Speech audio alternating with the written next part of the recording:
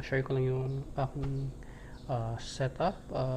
This is uh, 6.5 kilowatts Powmister na hybrid solar inverter. Ayan. So this is my first DIY project. So I have 660 watts na solar panel na nasa taas. So right now it's already 7:30. So medyo hindi pa maliwanag dito sa amin. Ayan. Pero ang aking na-harvest right now is around 400 watts pa lang. Pero mga bandang 8 or pag medyo maganda na yung araw, umaabot siya ng mga 3 kilowatts. Ayan. Ayan ay mag-focus. Ayan. And then, ayun. Ito yung setup ko. So,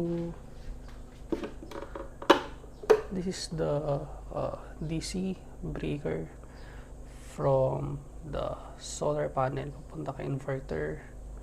And naglagay ako ng DC SPD. And then this is naman from Meralco sa ating grid. Ayan. And then nilagyan ko lang siya. Medyo late na rin to bago lang to nilagay ko. So para din ako lumalabas, i-check yung reading ko kay sa metro ng Meralco. Ayan. So right now, ayan, makikita nyo, wala akong kinukuha kay grid na power. Ayan. So yung battery ko pala is ano lang to, dalawang 25.6 na 100 Ah na PowerMR. So siniris ko siya para makabuo ko ng 51.2 volts na 100 Ah. So minsan pag nakabukas yung aircon namin pag gabi, hindi siya umaabot talaga ng overnight. Siguro around 12 na uubos na siya. So ngayon medyo malamig dito sa amin, bandang Amadeo ko, kasi nag-uulan kaya medyo malamig. So yun, umabot naman siya hanggang ngayon, hindi pa siya nalobat. So titingnan natin. Ayan, meron pa siyang 51.6, pero usually nagka-cut off to ng 51.2 bago ko lumipat kay grid, kasi yun, as for research. So hindi naman talaga ako masyado maalam sa so yun, through research lang. So sabi nila yung safest daw is around 51.2. Yun. Ayan. Then dito naman sa isang panel is lang. Ayan. So etong breaker na to, this one, ito yung galing kay inverter going kay ATS.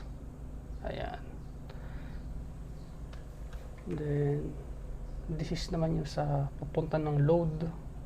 And ito makikita natin, ito yung consumption ko, reading ko sa load ko total sa bahay. Ayan. So right now, gumagamit ako ng around 280.